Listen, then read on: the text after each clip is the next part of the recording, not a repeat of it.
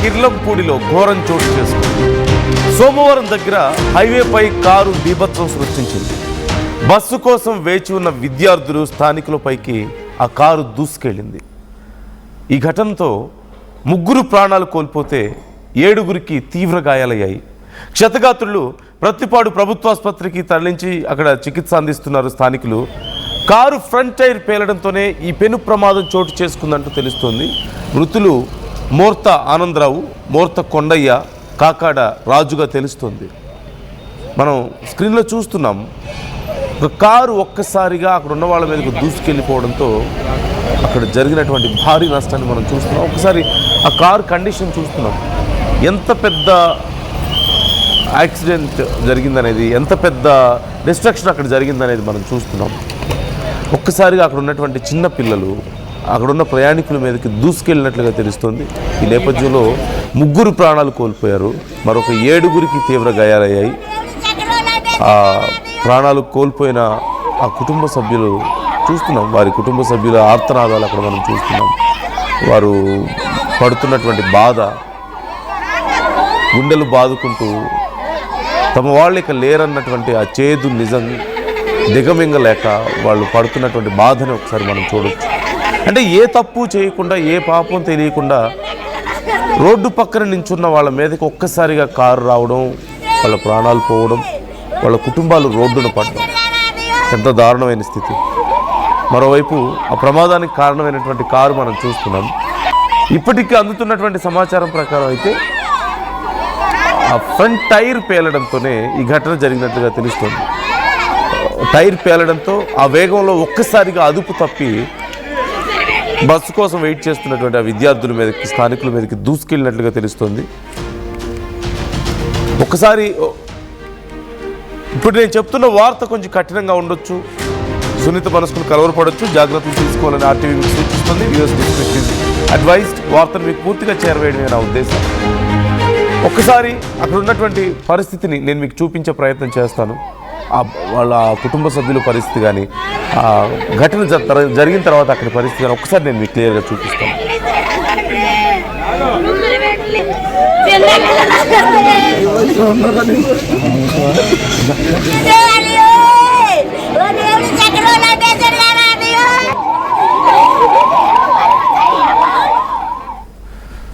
మరొకటి అక్కడ మనం అది కొత్త కారు లాగా కనిపిస్తుంది.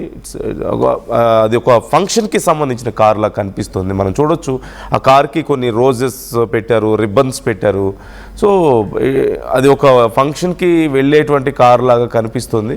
ప్రకాష్ జాయిన్ అవుతున్నారు, మా ప్రతినిధి. ప్రకాష్ అడిగి తెలుసుకుందాం అసలు డీటెయిల్స్ ఏంటనేది. ప్రకాష్, రోడ్డు పక్కన ఉన్న వాళ్ళ మీదకి కారు దూసుకెళ్ళింది అంటూ తెలుస్తుంది. 3 ప్రాణాలు కోల్పోయారు, 7గురు గాయపడ్డారు. బట్ ఇది అసలు ఎలా జరిగింది? టైర్ పేలడమే కారణమా, ఇంకేదైనా కారణం ఉందా? స్థానికులు ఏమంటున్నారు, పోలీసులు ఏమంటున్నారు?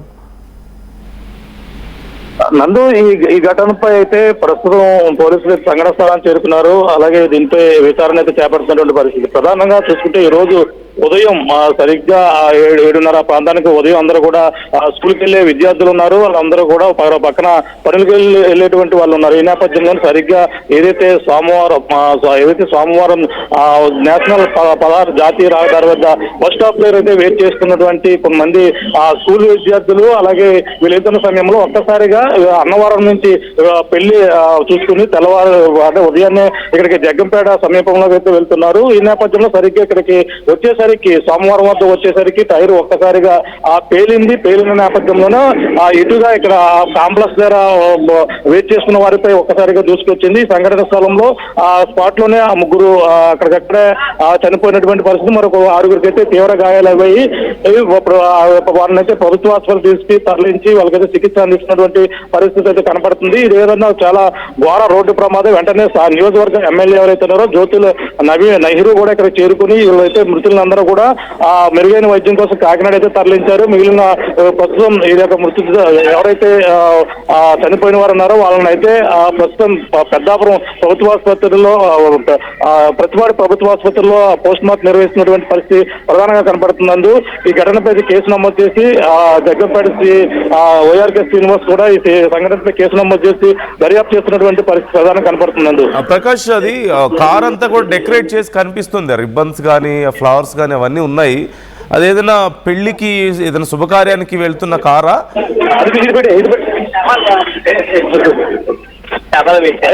అంటే ఉదయం సమయంలో అంటే రాత్రి అన్నవరంలో వివాహం చూసుకున్నారు. వివాహం చూసుకుని తర్వాత అందులో ఆ పెళ్లికి సంబంధించిన వాళ్ళు కూడా ఉన్నారు.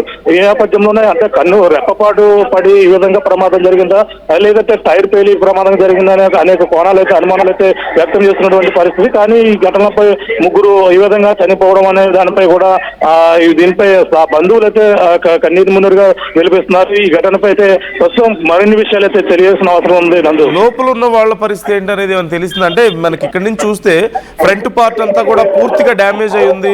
లోపల బెలూన్స్ ఓపెన్ అయ్యాయి, ఎయిర్ బ్యాగ్స్ ఓపెన్ అయ్యి ఉండడాన్ని మనకు కనిపిస్తుంది. అట్ ది సేమ్ టైం అక్కడ బస్ స్టాప్ దగ్గర స్కూల్ పిల్లలు ఉన్నారంటూ కూడా తెలుస్తుంది కదా. పిల్లల పరిస్థితి ఏంటి? వాళ్ళకి ఏం కాలేదు కదా? కాలేజ్కి వెళ్ళినటువంటి ముగ్గురు ఉన్నారు. మొత్తం ఈ ఘటనలో అయితే 10 మంది వరకు ఉన్నప్పటికీ అందులో ముగ్గురు సంఘటన స్థలంలో అయ్యారు, మరో 7గురికి అయితే గాయాలయ్యాయి. అందులో ముఖ్యంగా కాలేజ్కి వెళ్ళేటువంటి విద్యార్థులు ఉన్నారు, అందులో 2 మహిళలు ఉన్నారు. ఈ నేపథ్యంలోనే వాళ్ళని కూడా మెరుగైన వైద్యం కోసం అంటే వాళ్ళ ఇద్దరు పరిస్థితి ఇష్టంగా ఉందని కూడా చెప్పుకొస్తున్నారు. దీంతో పోలీసులు అయితే విచారణ అయితే చేపడుతున్నటువంటి పరిస్థితి ఉంది. లోపల ఉన్న వాళ్ళ సంగతి ఏమైనా తెలిసిందా ప్రకాష్ మనకి? కారు లోపల ఉన్న వాళ్ళ కండిషన్ ఏమైనా తెలుస్తుందా? ఉన్న వాళ్ళు ఉన్న పెళ్లి బృందం ఎవరైతే ఉన్నారో వాళ్ళకైతే స్వల్ప గాయాలు అయితే తగినట్టుగా తెలుస్తుంది. అంటే ఇంకా పూర్తి వివరాలు అయితే తెలియాల్సిన పరిస్థితి ఉంది. ప్రస్తుతం అయితే సంఘటన స్థలానికి అయితే చేరుకున్నటువంటి పరిస్థితి ఉంది. ఇప్పుడు అయితే ఇక్కడ ఎటువంటి పరిస్థితులు ఉన్నాయి అనేది కూడా ఇక్కడ స్థానికులు కూడా జరిగినటువంటి తీరుపై కుటుంబ సభ్యులు కావచ్చు అందరూ కూడా వచ్చి ఇక్కడైతే కన్నీరు మున్నీరుగా వెలిపిస్తున్నారు. Thank you Prakash. ఎప్పటికప్పుడు అప్డేట్స్ అందిస్తూ ఉండండి. వాళ్ళ కండిషన్ ఎలా ఉంది, కేసు విచారణ ఎలా జరుగుతుంది అనే దానికి సంబంధించి మనం ఒక్కసారి చూడొచ్చు. అది ఒక పెళ్లి కారుగా తెలుస్తుంది. పెళ్లికి వెళ్ళి వస్తుంది కారు. పెళ్లిలో సహజంగా పెళ్లి కొడుకుని పెళ్లి కూతుర్ని తీసుకువెళ్ళడానికైనా సరే, వాళ్ళని ఊరేగింపుగా తీసుకువెళ్ళే సందర్భంలో అయినా సరే ఈ కారును ఉపయోగించేటట్లుగా కనిపిస్తుంది మనకి. ఆ కారు చుట్టూ రోజెస్ కనిపిస్తున్నాయి, మనకి ఫ్లవర్స్ కనిపిస్తున్నాయి, రిబ్బన్స్ కనిపిస్తున్నాయి, చాలా నీట్గా కనిపిస్తుంది. సో ఒక శుభకార్యానికి వెళ్ళి వస్తున్న సందర్భంలో ఆ పెళ్ళికి వెళ్ళిన వాళ్ళే ఆ కారులో వస్తున్న సందర్భంలో ఈ ఘటన జరిగినట్లుగా తెలుస్తుంది. ఒక శుభకార్యం నుంచి వస్తూ చివరికి ఇంత దారుణమైనటువంటి ప్రమాదానికి గురయ్యారు. ఆ ఫ్రంట్ పార్ట్ అంతా పూర్తిగా నుజ్జు అయిపోయింది. అంటే ఎంత బలంగా వెళ్ళి ఆ కారు తగిలింది అనడానికి, అంటే ముగ్గురు ప్రాణాలు స్పాట్లోనే అక్కడికక్కడే ముగ్గురు ప్రాణాలు కోల్పోయారంటే ఒకసారి మనం చూడొచ్చు ఆ కారు ఎంత బలంగా వెళ్ళి తగిలింది అనేది. ఆ ఫ్రంట్ పార్ట్ అంతా నుజ్జైపోయింది. అండ్ వీ కెన్ సీ అక్కడ ఒక చిన్న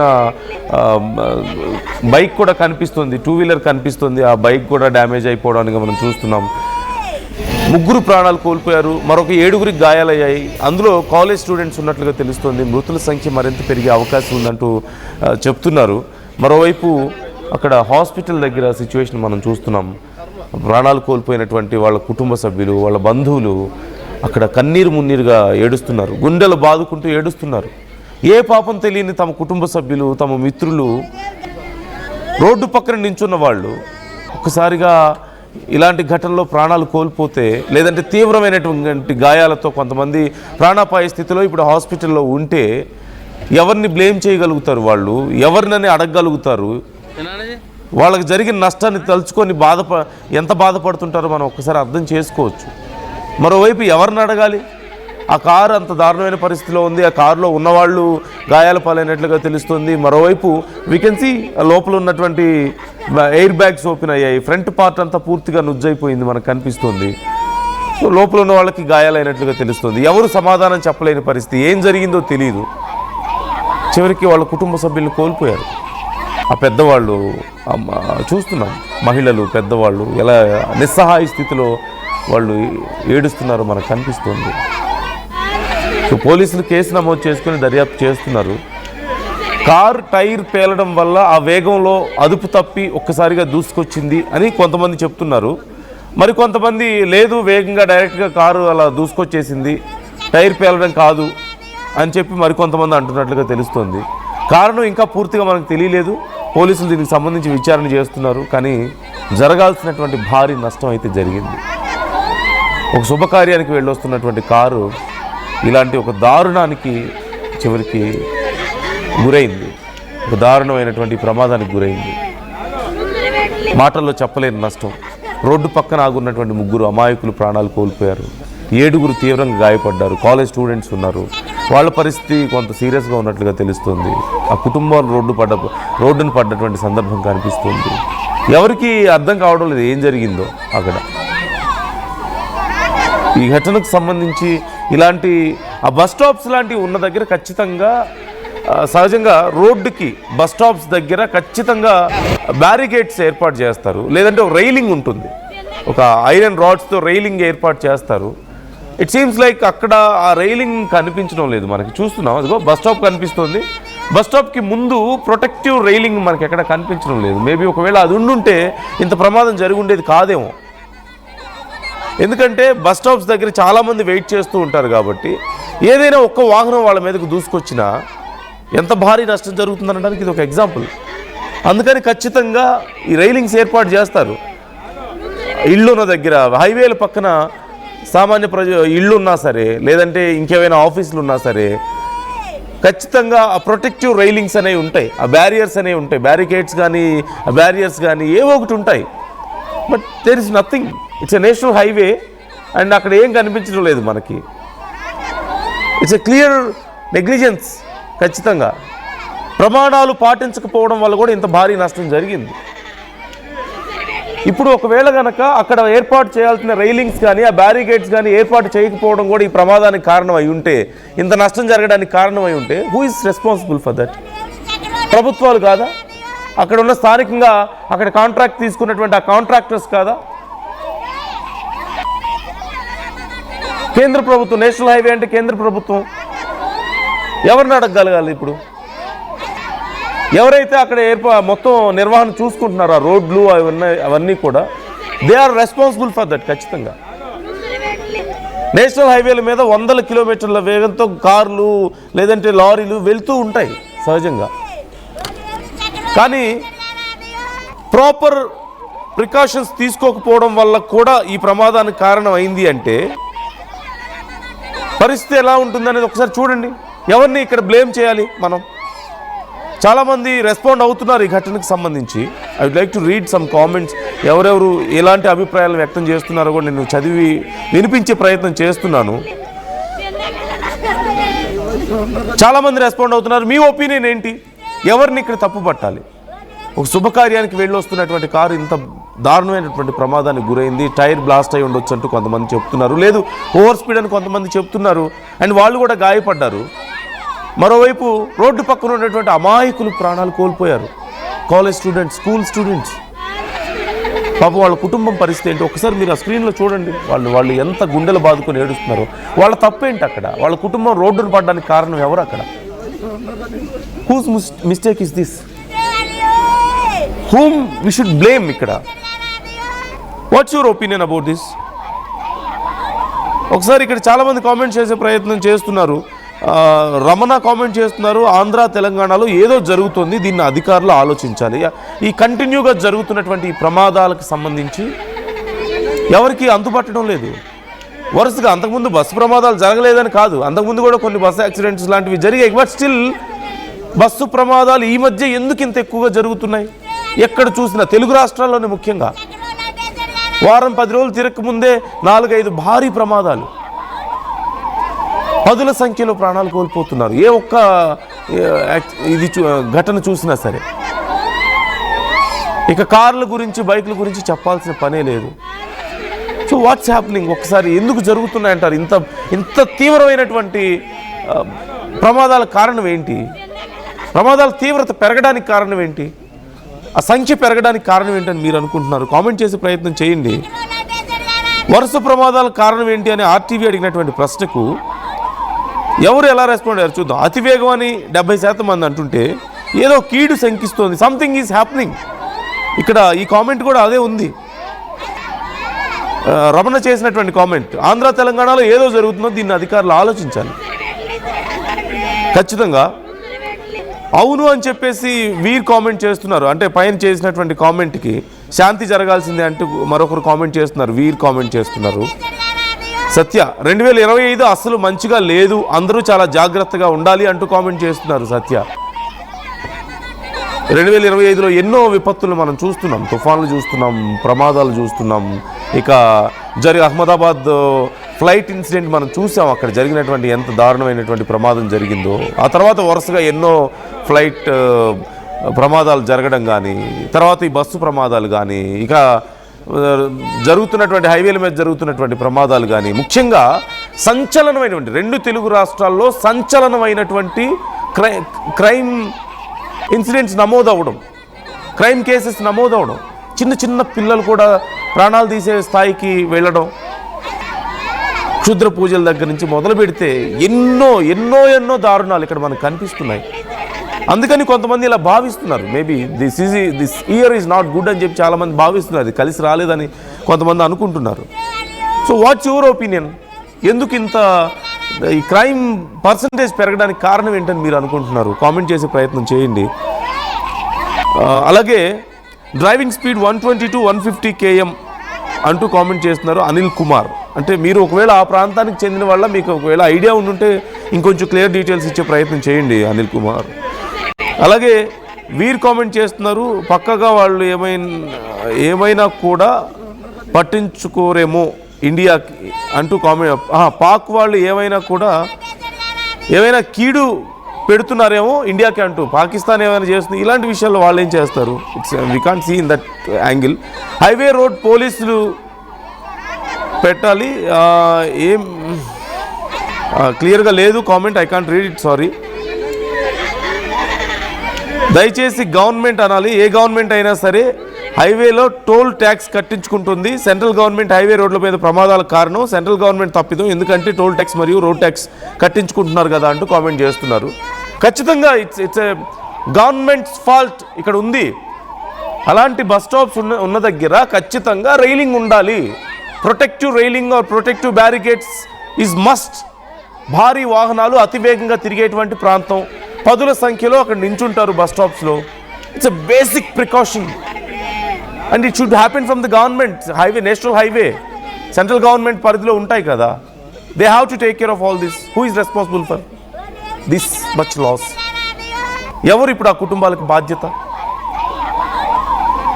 సో ఇంకా చాలామంది కామెంట్స్ చేస్తున్నారు, 2 నెలలు జాగ్రత్తగా ఉండండి అంటూ దుర్గా మెట్ట కామెంట్ చేస్తున్నారు. అంటే కొంతమందికి అభిప్రాయం ఎందుకు వస్తుందో తెలియడం లేదు. ఈ ఇయర్ మంచిగా లేదు అని చాలామంది అభిప్రాయపడుతున్నటువంటి పరిస్థితి కనిపిస్తుంది.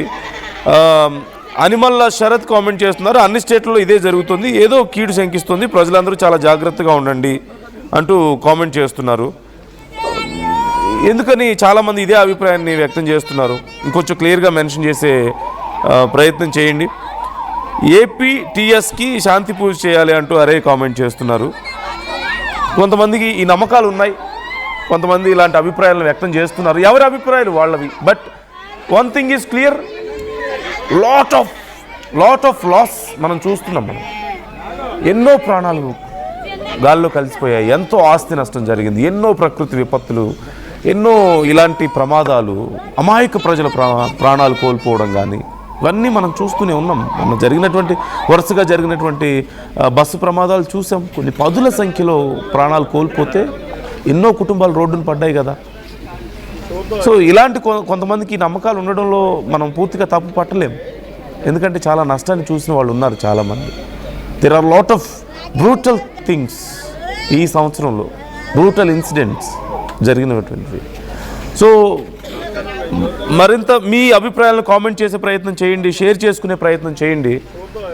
అక్కడ ఉన్నటువంటి సిచ్యువేషన్కి సంబంధించి ఒకసారి మనం మాట్లాడుకుంటే, ఒక పెళ్లికి వెళ్ళొస్తున్నటువంటి కార్, అది పెళ్లిలో ఉపయోగించినటువంటి కారు, పెళ్లి కూతుర్ని పెళ్లి కొడుకుని ఊరేగింపుగా తీసుకువెళ్ళడానికి ఉపయోగిస్తూ ఉంటారు.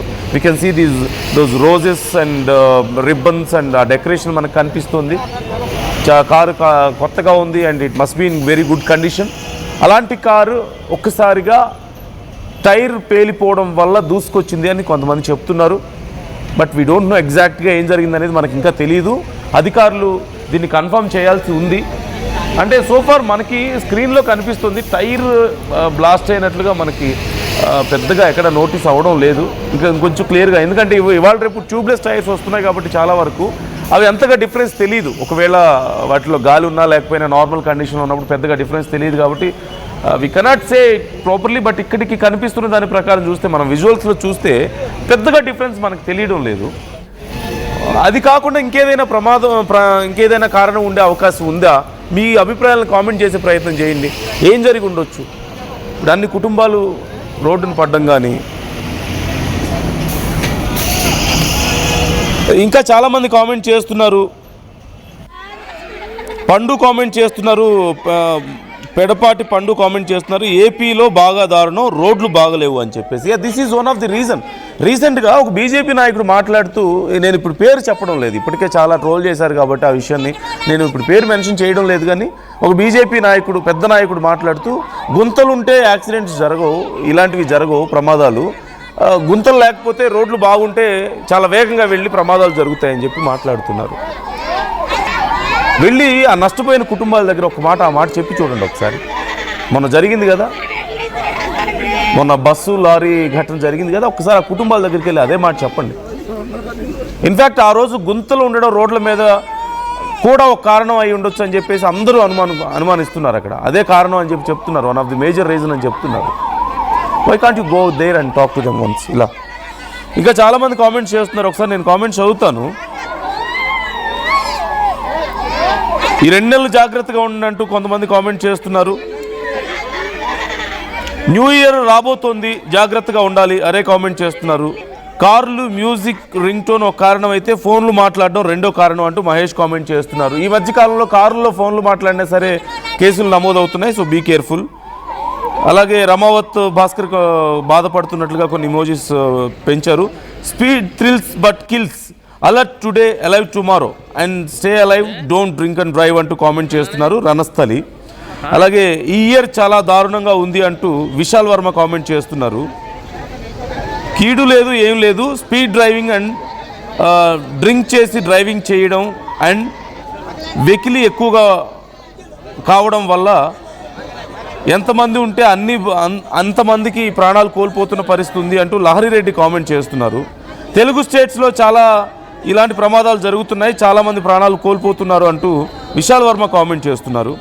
ఈ ఇయర్ సంక్రాంతి మంగళవారం వచ్చినప్పుడే ఇలాంటివి జరుగుతాయని తెలుసు, కాకపోతే కొంచెం లేటుగా మొదలైంది అంతే అంటూ సంతోష్ నాయుడు కామెంట్ చేస్తున్నారు. అంటే నెక్స్ట్ ఇయర్ కూడా ఇలాగే ఉంటుందని మీరు ప్రిడిక్ట్ చేస్తున్నారా? ఏపీలో బాగా దారుణం, రోడ్లు బాగలేవు అంటూ పండు కామెంట్ చేస్తున్నారు. అలాగే ఈ ఇయర్ సంక్రాంతి మంగళవారం, ఈ కామెంట్ ఆల్రెడీ నేను చదివాను. డ్రింక్ ఎక్కువ సెక్యూరిటీ తక్కువ, రాంబాబు రుంకు కామెంట్ చేస్తున్నారు.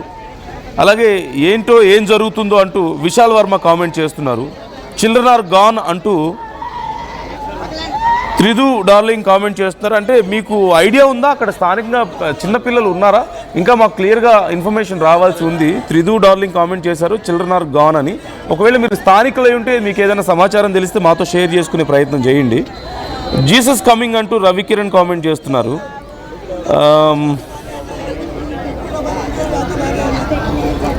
ఆర్టీవీ నైస్, ఆర్టీవీ వాళ్ళే మాకు ఇన్ని విషయాలు యాక్సిడెంట్స్ జరుగుతున్నాయని తెలియజేస్తున్నారు. Keep it up, good work అంటూ కామెంట్ చేస్తున్నారు వీర్. మీ మీడియా స్ట్రాంగ్గా ఉండాలి, గవర్నమెంట్ మిస్టేక్స్ని చెప్పాలి అంటూ కామెంట్ చేస్తున్నారు. అక్షయ్, ఖచ్చితంగా మేము చెప్తాం. ఇక్కడ జరిగిన దాంట్లో ఖచ్చితంగా ఆ స్థానిక కాంట్రాక్టర్ కానీ లేదంటే సెంట్రల్ గవర్నమెంట్ పరిధిలో ఈ రోడ్లు ఎవరైతే వేశారో వాళ్ళు కానీ గవర్నమెంట్ కూడా దీనికి ఒక బాధ్యత వహించాల్సిందే ఖచ్చితంగా. ఎవరిని ఇప్పుడు బ్లేమ్ చేయాలి? అక్కడ నిజంగా బ్యారికేడ్స్ ఉండుంటే, అక్కడ ఆ రైలింగ్ కనుక ఉండుంటే, సేఫ్టీ రైలింగ్ ఉంటే ఇంత ప్రమాదం జరిగి ఉండేది కాదు. It's a mistake from government side. Government blame చేయాలి, గవర్నమెంట్ దీనికి నష్టపరిహారం చెల్లించాలి, ఖచ్చితంగా బాధ్యత తీసుకోవాలి ఈ విషయంలో. ఇంకా మరింతమంది కామెంట్ చేసే ప్రయత్నం చేస్తున్నారు. విశాల్ వర్మ కామెంట్ చేస్తున్నారు. లేటెస్ట్గా చేవెళ్ళ బస్ ఇన్సిడెంట్స్ చాలా దారుణం అంటూ కామెంట్ చేస్తున్నారు. అలాగే అరే చాలా కామెంట్ చేస్తున్నారు. మీరు చాలా సేఫ్టీస్ చెప్తున్నారు కానీ ఎవరు వినట్లేదు అంటూ కామెంట్ చేస్తున్నారు.